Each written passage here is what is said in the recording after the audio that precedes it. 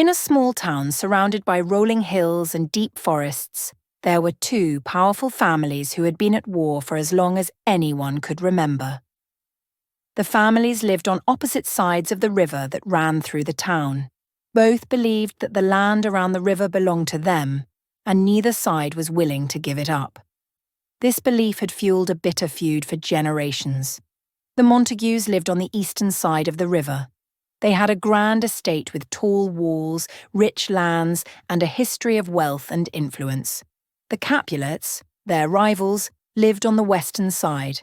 Their mansion was just as imposing, their lands just as vast, and their pride just as fierce. Both families were powerful, and both had grown to hate each other deeply over the years. For generations, the Montagues and Capulets had fought over land, water rights, and, most of all, pride. Every few months, an argument would spark between the families. Sometimes it was over a stolen cow, other times over a boundary line. These arguments always ended the same way, with violence. Men from both families had been lost in the battles, leaving mothers and children to mourn. The rest of the town watched the feud with unease. The people knew the Montagues and Capulets were too proud to ever make peace. The feud had lasted so long that no one could even remember how it started. It seemed like it would never end. But in the midst of all this hatred, something unexpected happened. One day, a young girl named Emma Montague went for a walk near the river. She liked to visit the river in the evenings when the sun set behind the hills and painted the sky in shades of pink and orange.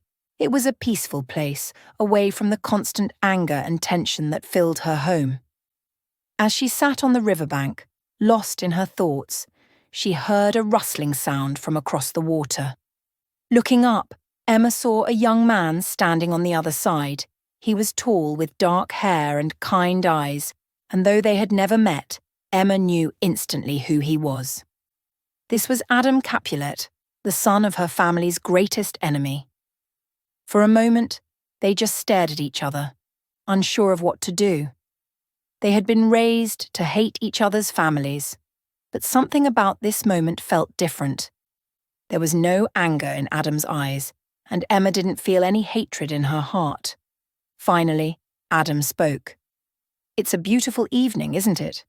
Emma nodded, unsure of how to respond. They both knew the danger of even talking to each other, but despite the risks, neither of them wanted to leave. They began to talk, first about the weather, then about their families, their hopes, and their dreams.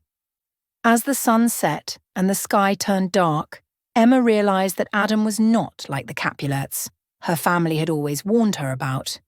He was kind, thoughtful, and surprisingly gentle. Over the next few weeks, Emma and Adam met secretly by the river, always careful to keep their meetings hidden from their families. They would talk for hours about everything from their favorite books to the latest happenings in the town. Slowly but surely they began to fall in love, but they both knew that their love was dangerous. If their families found out, it could spark a war unlike any the town had seen before. One evening, as they sat by the river, Adam turned to Emma with a serious expression. "We can't keep doing this," he said. "If anyone sees us, the fighting will only get worse." Emma's heart sank. She didn't want to give up their secret meetings, but she knew Adam was right. "What should we do?" she asked. Adam hesitated for a moment, then said, "Maybe we can bring peace between our families. If they stop fighting, maybe we can be together." It was a bold idea, but Emma wasn't sure it would work. The hatred between the Montagues and the Capulets was too deep, too old. But she didn't want to lose Adam, so she agreed to try. They decided to speak to their fathers and see if there was any hope of ending the feud. That night, Emma waited until her father, George Montague, was alone in his study. Her heart pounded in her chest as she knocked on the door. "Father," she said softly, "I need to talk to you." George Montague looked up from his papers, his brow furrowed in concern. "What is it, Emma?" Emma took a deep breath. "The fighting between our family and the Capulets, It has to stop. Too many people have been hurt.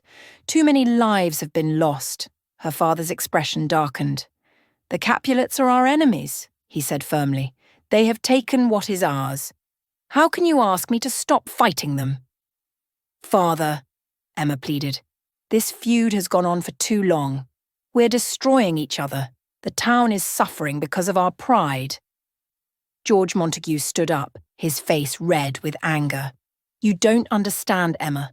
This isn't just about pride. The Capulets have wronged us, and we must defend our honour.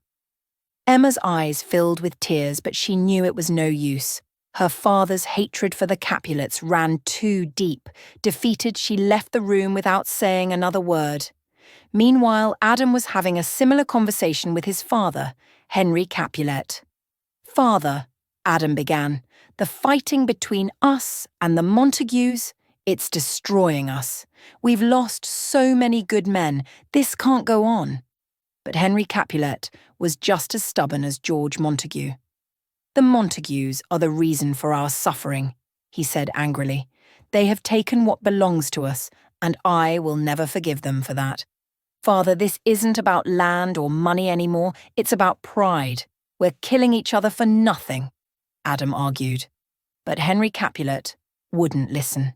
He had lost too much to the Montagues to ever consider peace. Like Emma, Adam realised that there was nothing he could say to change his father's mind. For a while, Emma and Adam continued to meet in secret, hoping to find another way to bring peace between their families. But as the weeks passed, the tension between the Montagues and the Capulets only grew worse. Rumours of a new dispute over land began to spread through the town, and both families started preparing for yet another battle. One evening, Emma and Adam met by the river, their faces pale with worry. The fighting is going to get worse, Adam said. We have to leave. It's the only way we can be together. Emma's heart ached at the thought of leaving her family, but she knew Adam was right. If they stayed, their love would be destroyed by the hatred between their families. Where will we go? She asked. We'll go far away, Adam said. Someplace where no one knows about the Montagues or the Capulets. We can start over. They made a plan to meet at the river the next night and run away together. Emma felt a mix of fear and excitement as she packed a small bag and waited for the sun to set. She knew what they were doing was dangerous, but she couldn't imagine a life without Adam. When the time came, Emma slipped out of her house and made her way to the river. She waited by the water, her heart pounding in her chest. But as the minutes passed, Adam didn't come. Suddenly she heard footsteps behind her. Emma turned, expecting to see Adam, but instead she saw her older brother, Charles Montague, standing in the shadows. "Where are you going, Emma?" Charles asked, his voice cold. Emma froze. She could see the anger in her brother's eyes, and she knew there was no point in lying. "I was going to meet Adam," she admitted, her voice barely a whisper. Charles's face twisted with rage. "Adam Capulet, you were going to run away with the son of our enemy?" Emma tried to explain, but Charles wasn't listening. He grabbed her arm and dragged her back to the house. "You've betrayed our family," he snarled. "Do you know what father will do when he finds out?" Emma's heart sank.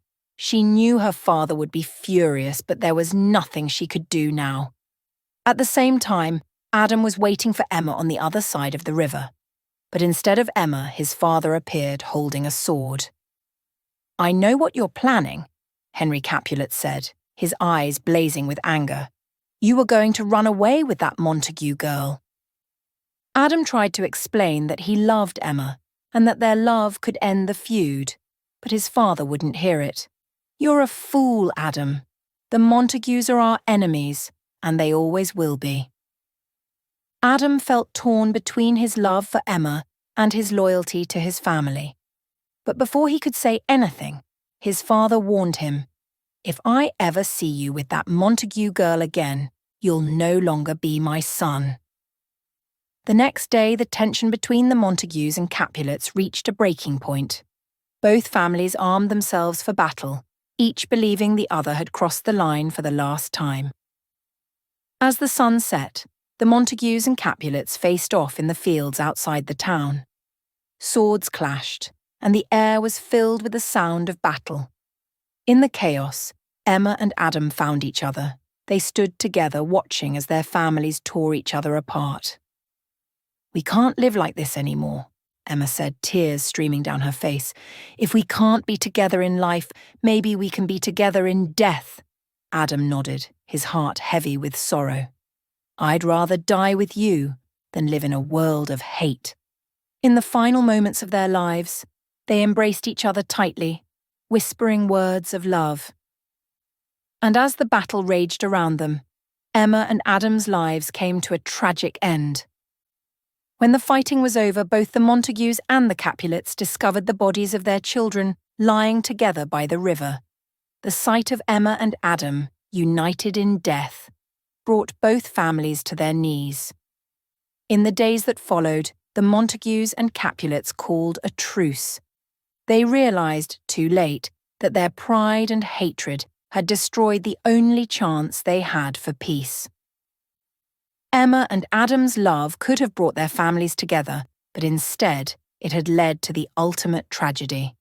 The town would never forget the story of the two families who had been at war for so long, and the two young lovers who had paid the price for their pride. Their love was strong, but the hatred between their families was stronger, and in the end, it had cost them everything.